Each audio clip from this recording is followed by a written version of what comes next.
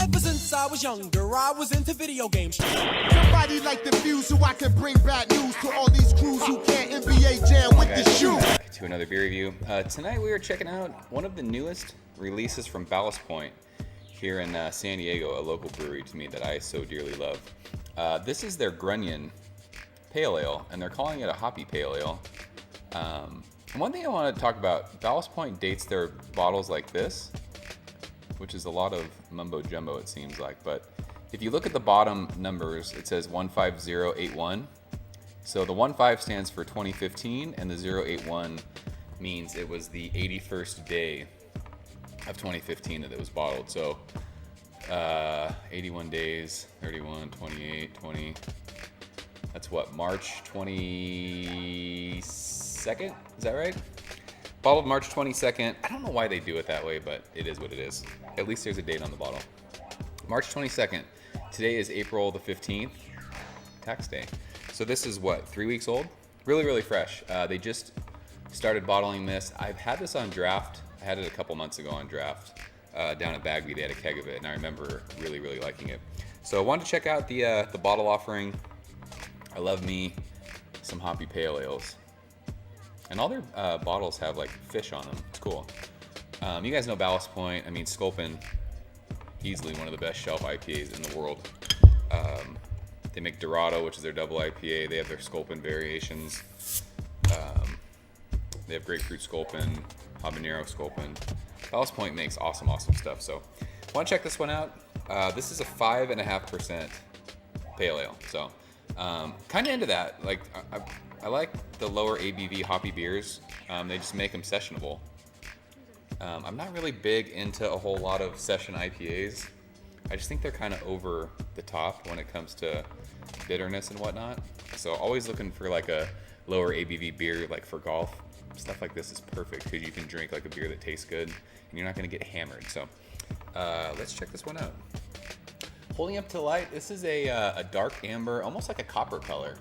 Crystal clear, I can see the light right through it. Didn't give that an aggressive pour. I mean, the head's already gone. It was probably half a finger, a bright white head. Good carbonation in the glass. There is a chill haze on there, but it is a clear beer. So it looks really good. So let's check out the aroma on this one. Oh yeah, this is reminiscent of AleSmith's 394 for me. Very citrus forward. There's dankness. It's got that cappy smell. Very, very hoppy. Not so much juicy hops, but you get like grapefruit, orange, tangerines. You get that piney kind of dankness, that grassiness. There is a nice little bready, kind of, malty finish on the back end of the aroma of that. Is that right, by the way? The back end of the end of what you're smelling. I don't even know what to call that. Whatever. But yeah, this is very reminiscent of 394. If any of you guys have had 394 from AleSmith, one of my favorite beers. I reviewed that a while ago. They actually just started bottling that too, so I'm going to do a review of the bottle. When I did it, it was a growler. It just started. It was actually a really new beer, and I think they kind of tweaked the recipe, so I'm going to pick up some bottles of that to review. But yeah, this smells great. So let's go ahead and dig in. Cheers.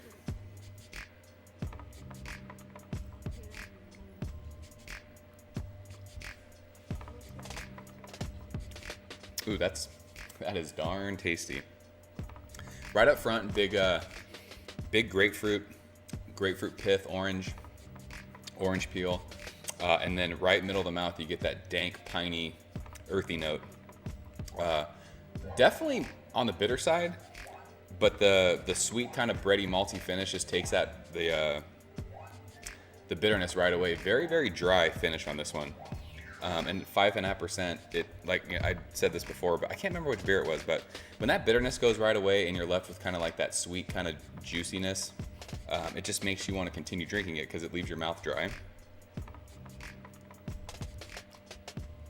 And for a 5.5%, I mean, that's a really good drinking, kind of light, sessionable beer. Very flavorful. The citrus, and like that kind of dank, piney, resinous note in there. It's delicious for, you know, a 5.5% beer. I mean, you think of like the macro lagers that you usually sit in the summertime and you can drink one after another. Those are like 4.5 or 5%. This is right above that, and it tastes way better. There's actually like flavor in there. It doesn't say the IBUs on this. This is a decently bitter beer, but good stuff from Ballast Point. I actually don't know. Shoot, let's look it up really quick. You want to do that? That'll be fun. This is professional shit. Let's see here. On Beer Advocate, this gets a 91. 340 ratings. So a lot of people have been having this, it seems. It gets a 91. For me, if we're comparing it against other pale ales, I mean, definitely not the best pale ale I've had. Really, really good though. I definitely will buy this and keep this in the fridge this summer.